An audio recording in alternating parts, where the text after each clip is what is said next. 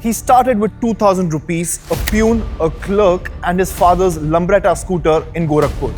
At his peak, he was sponsoring the Indian cricket team, owning New York's Plaza Hotel, and running a network that spanned crores of investors across India.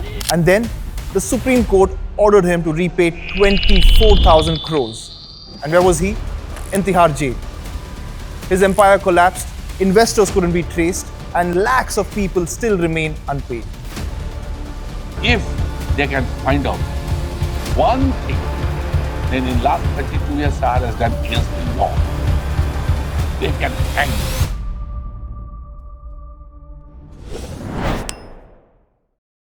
It is 1968. A 20-year-old young man from a small town in Uttar Pradesh is going door to door in Gorakhpur selling pressure cookers and ceiling fans on commission. No inheritance, no MBA, no safety net. Just a notebook, a cycle, and an unshakable belief that he was destined for something bigger.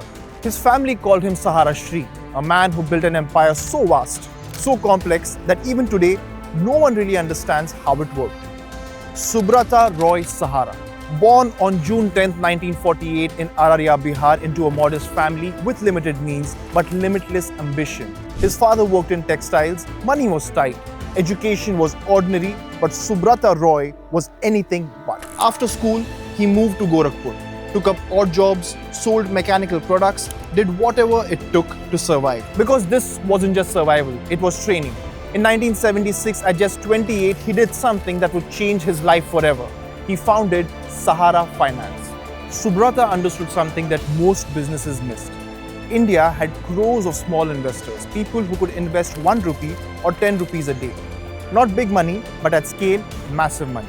And so, Sahara's core business became a parabanking model. Collect tiny deposits from rural and semi-urban India and guarantee assured returns. His investors weren't rich.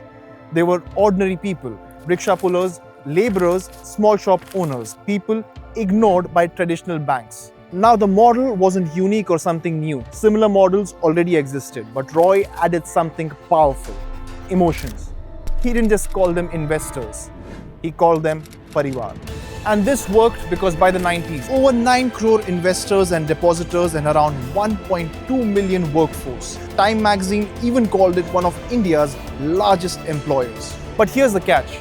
These numbers were self-reported, not independently verified. Through multiple entities, Sahara collected deposits and sold financial products, raising enormous sums from everyday Indians. But finance wasn't enough. Roy wanted visibility, legitimacy, and power.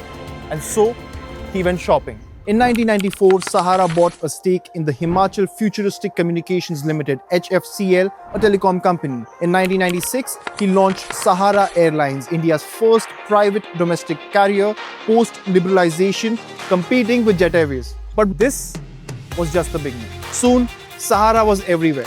Media, sports, real estate, global hospitality. By the early 2000s, Sahara owned a national TV channel, Sahara One, a film production business, an IPL team, Pune Warriors India, Ambi Valley City, a 10,000 plus acres luxury township, and multiple hotels across India. He even made global headlines for purchasing London's Grosvenor House Hotel for £470 million, approximately 3,200 crores at the time, and New York's Plaza Hotel for $400 million, around 1,840 crores. And then the crown jewel. In 2011, Sahara entered Formula One, co-owning the Force India team alongside Vijay Mallya. By now, Subrata Roy wasn't a businessman.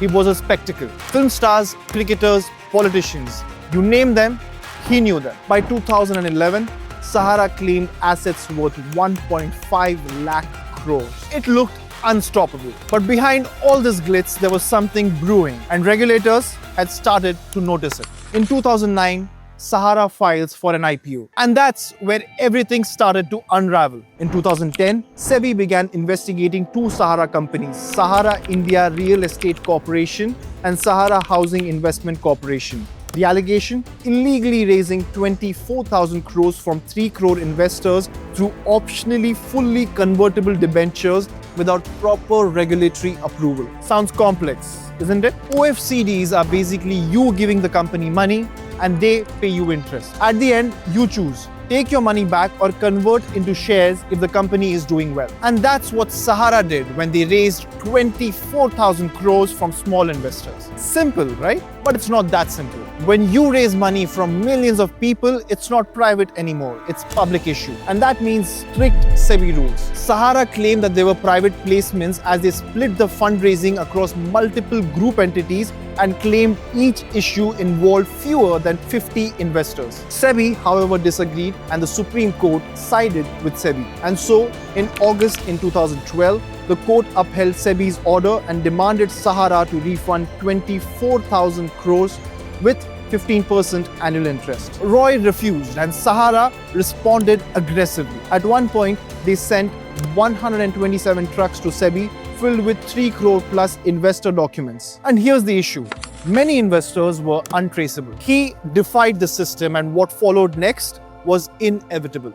In February 2014, he was arrested and sent to Tihar jail for contempt of court. The man who once hosted prime ministers was inmate number 5350. He spent 2 years in jail before being granted parole on humanitarian grounds to perform his mother's last rites. But Sahara had deposited 15,000 crores with SEBI. By then, the empire was already collapsing. Assets were seized, hotels auctioned, airlines sold to Jet Airways. In 2017, SEBI attempted to auction Sahara's iconic Ambi Valley property, but the sale fell through multiple times with no bidders coming forward. By 2020, Sahara's dues had ballooned to over 62,600 crores, including 15% annual interest on the original 24,000 crores, an amount that had doubled over 8 years of non-compliance. And then, the end.